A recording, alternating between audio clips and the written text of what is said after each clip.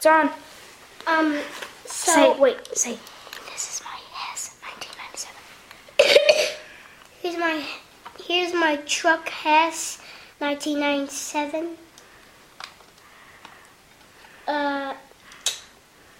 First, let's do this, and then second, we're gonna do lights.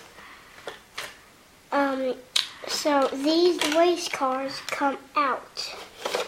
These kind of race cars don't really work.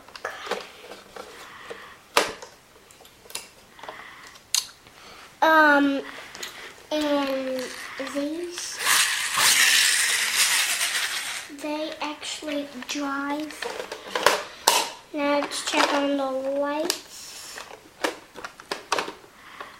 Say, these are the massive lights here. I'm just his brother, cameraman as well.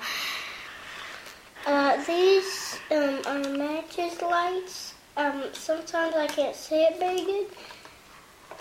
There's lights in here. And looks like he doesn't want to share that spotlight. And good, wait, hold on. And good front lights. You can see for some reason this one's yellow and this one's white. And good, and you can see the insides, little silver steering wheel. Good top, little that, massive lights. Oh, and the lid's missing. Kind of fall out. Lid's missing.